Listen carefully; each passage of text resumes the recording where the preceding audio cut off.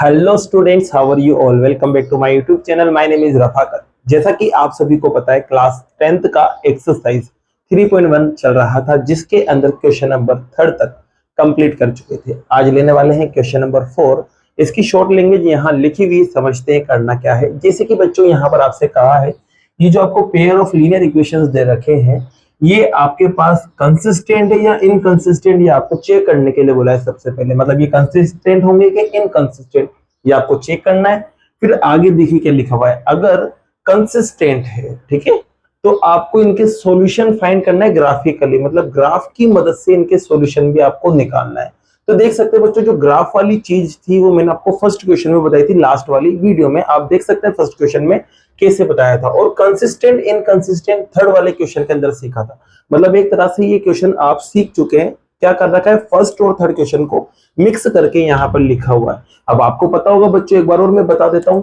जैसे कि आपके पास दो इक्वेशंस है, एक तो है a1x plus b1y plus c1 equals to 0, और जो दूसरी इक्वेशन आपके पास है वो है a2x plus b2y plus c2 equals to 0। ये दो इक्वेशंस है। क्या करते हैं, इनके जो कोफिशिएंट्स होते हैं, कोफिशिएंट्स देख सकते हैं बच्चों, a1 b1 c1 a2 b2 और c2, ये कोफिशिएंट्स है। इनका आप निकालते हैं रेशियो। जैसे कि बच्चों यहाँ पर आप निकालते हैं a1 अपॉन a2, और इसका रेशियो निकालते हैं b1 अपॉन b2 के साथ। बच्चों ये इक्वल आ भी सकता है और नहीं भी आ सकता। अगर इक्वल नहीं आ रहा है तो ये पहला केस होता है। इस कंडीशन में जो लाइन होती है वो कंसिस्टेंट होती है बच्चों। कैसे होती है, कंसिस्टेंट होती है, ध्यान रखना, ठीक है। इसके अलावा बच्चों दूसरा केस ये है, अगर मान लो a1 अपॉन a2 इक्वल आ जाता है b1 अपॉन b2 के, ये इक्वल आ गया, तो फिर आपको c1 अपॉन c2 चेक करना पड़ता है। अब c1 अपॉन c2 इक्वल आ भी सकता है, या फिर जैसे कि ये दोनों तो बराबर थे ही सही, c1 अपॉन c2 इक्वल नहीं भी आ सकता है। ध्यान रखना, दो कंडीशन बनेगी, इक्वल आ भी सकता है और नहीं भी आ सकता, ठीक है। तो ध्यान रखना बच्चों, जब इक्वल आ रहा है तो इस कंडीशन में लाइन आपके पास कंसिस्टेंट होती है, और जब नॉट इक्वल आ जाए बच्चों तो इस कंडीशन में लाइन आपकी कैसी होती है, इनकंसिस्टेंट। ध्यान रखना, तो कंसिस्टेंट सिर्फ दो ही केस में होंगे। अब देखिए बच्चों, a1 b1 c1 a2 b2 c2 कहां से मिलते हैं, तो ये जो इक्वेशंस होती है इनके साथ जो नंबर्स होते हैं, कोफिशिएंट होते हैं, वो a1 b1 c1 की तरह काम करते हैं। जैसे कि देखो पहली इक्वेशन दे रखी है, तो यहाँ a1 का काम 2 कर रहे हैं, b1 का काम माइनस का 2 कर रहा है, और c1 का काम माइनस का 2 कर रहा है। इसी a2 का काम 4 कर रहा है, b2 का काम यहाँ पर 4 कर रहा है, और c2 का काम माइनस का 5 कर रहा है। तो ये a1 b1 c1 a2 b2 c2 होते हैं। तो देखिए बच्चों, क्वेश्चन नंबर फर्स्ट को लेते हैं। तो सबसे पहले बच्चे देखिए, यहाँ पर आपके पास ये वाली शक्ल होना चाहिए, मतलब बराबर में 0 होना चाहिए। तो यहाँ पर बच्चों मैं बराबर में 0 लाऊंगा सबसे पहले। तो यहाँ पर देखिए बराबर में 0 लाऊंगा तो 5 को इधर लेके आ जाऊंगा, तो 5 हो जाएगा माइनस का। तो मैं कहूंगा यहाँ से a1 तो आपके पास 1 मिल रहा है, b1 आपके पास 1 मिल रहा है, क्योंकि यहाँ कुछ भी नंबर नहीं है तो a1 b1 आपको पता है 1 1 के लाएंगे। इसमें देखो बच्चों a2 b2 भी निकाल लेते हैं। a2 आपको दिख रहा है 2 और b2 आपको दिख रहा है 2, क्योंकि x और y के साथ जो होते हैं बच्चों वो a1 b1 और a2 b2 होते हैं। अब c1 का काम कौन करता है, जो लास्ट में जिसमें x y नहीं आ रहा है, तो c1 होना किधर चाहिए, इधर बराबर में 0 होना चाहिए। तो ये c1 का काम करेगा, लेकिन कब, जब बराबर में 0 होगा। तो 5 को इधर लाएंगे तो माइनस का 5 हो जाएगा, तो c1 आपके पास हो जाएगा माइनस का 5। इसी बच्चों c2 आपके पास हो जाएगा माइनस का 10, ठीक है। अब आपको रेशियोज निकालना है, तो सबसे पहले बच्चों आप करेंगे a1 अपॉन a2, ठीक है। तो a1 अपॉन a2 को चेक करते हैं, तो a1 आपके पास 1 है और a2 आपके पास 2 है, कट नहीं आ रहा है, एज इट इज लिख देते हैं। फिर इसी ही बच्चों अपन b1 अपॉन b2 को निकालते हैं, तो b1 b1 है और b2 भी आपके पास 2 है, तो 1 अपॉन 2 ये भी कट नहीं रहा है, छोड़ देते हैं। अब c1 अपॉन c2 को निकालेंगे, c1 माइनस का 5 है, c2 माइनस का 10 है, ये दोनों कट गए, और ये 5 से 1 टाइम और 2 टाइम, तो रिजल्ट आपके पास आएगा 1 अपॉन 2। तो आप देखेंगे तीनों के तीनों रिजल्ट्स इक्वल आ रहे हैं, और तीनों के तीनों रिजल्ट्स इक्वल आ रहे हैं, मतलब ये वाला केस लगेगा। और केस आपके पास है a1 अपॉन a2 इक्वल है b1 अपॉन b2 के, इक्वल है c1 अपॉन c2 के, ठीक है। अब तीनों के तीनों इक्वल है, तो लाइंस कैसी होंगी बच्चों, तो लाइन होगी आपके पास कंसिस्टेंट।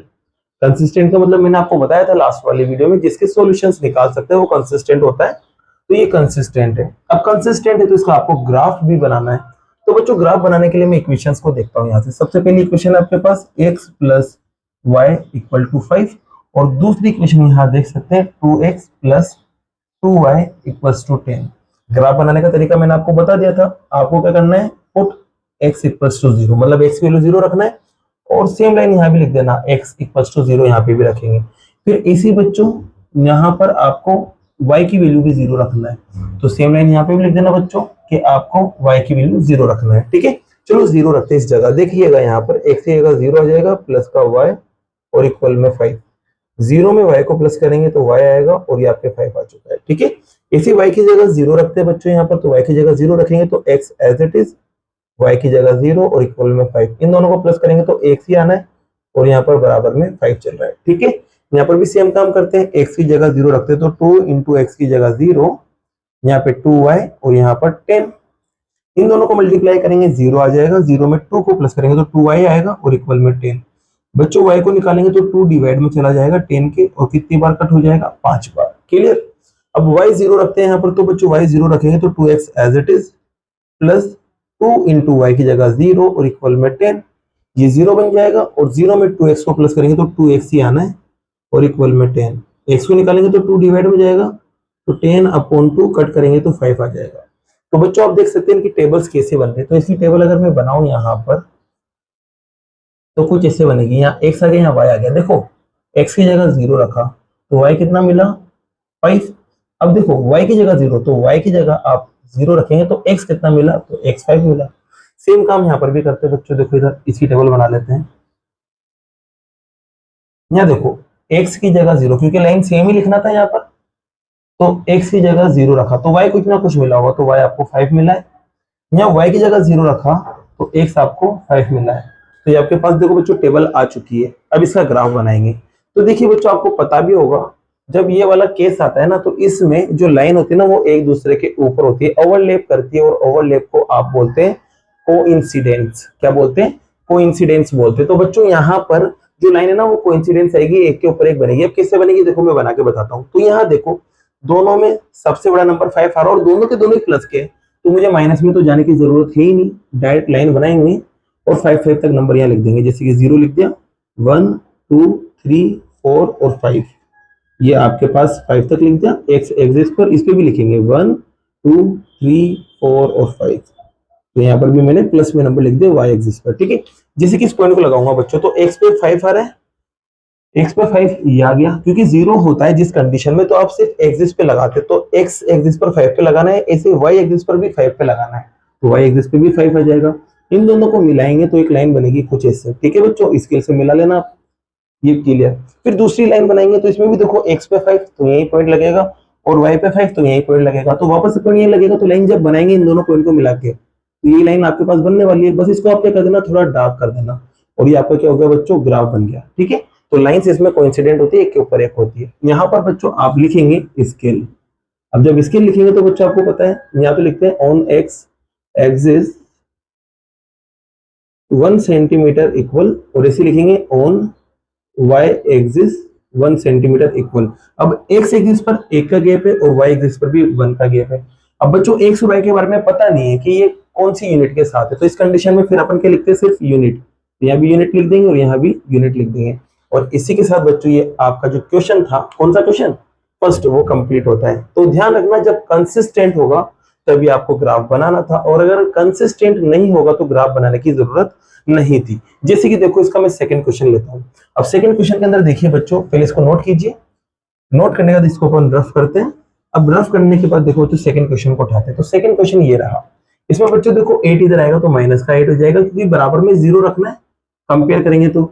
और ये 16 भी इधर आएगा तो बराबर में 0 रखना है। तो देखिए बच्चों a1 b1 और c1 बताए, तो a1 आपके पास यहाँ देखो 1 है, b1 माइनस का 1 है और c1 माइनस का 8 है, a2 आपके पास 3 है, b2 आपके पास माइनस का 3 है, और c2 कैसे आएगा, 16 इधर आएगा तो माइनस हो जाएगा, तो c2 हो गया। क्लियर। अब a1 अपॉन a2 को निकालते हैं, तो a1 1 है और a2 आपके पास 3 है, तो a1 अपॉन a2 3 मिला।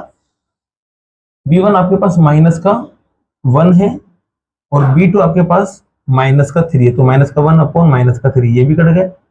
ठीक है, तो 1 अपॉन 3 बचा। c1 अपॉन c2 को देखते हैं, तो c1 आपके पास माइनस का 8, c2 माइनस का 16, माइनस से माइनस और 8 से ये कट जाएगा, 2 टाइम ऊपर 1 आएगा, तो रिजल्ट आएगा 1 अपॉन 2। अब आप देखिए बच्चों a1 अपॉन a2 का कंपेयर करिए b1 अपॉन b2 के साथ, बताएं दोनों इक्वल है? आप कहोगे सर दोनों इक्वल है, तो ये दोनों इक्वल है तो C1/C2 की तरफ जाएंगे। C1/C2 है 1/2।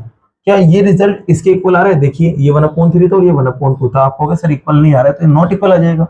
और नॉट इक्वल आएगा तो बच्चों आपको पता है लाइंस कैसी होगी? इनकंसिस्टेंट। तो यहाँ लिख देंगे जो इक्वेशंस है, जो लाइंस है, वो कैसी है? इनकंसिस्टेंट है। और इनकंसिस्टेंट है तो ग्राफ बनाना नहीं था। बनाना कब है? जब लाइंस कंसिस्टेंट होगी। तो ये इनकंसिस्टेंट आया बच्चों। क्या आया? इनकंसिस्टेंट। तो इसमें बस आपको ग्राफ नहीं बनाना, यही छोड़ देना। और यही आपका क्या है? क्वेश्चन सेकंड का आंसर है। अब बाकी के जो क्वेश्चन नंबर थर्ड और फोर्थ है वो नेक्स्ट वीडियो में करते हैं। अगर वीडियो पसंद आई हो रही है, क्वेश्चन आपको समझ आया हो, तो वीडियो को लाइक कीजिए, चैनल को सब्सक्राइब कीजिए। Thank you so much.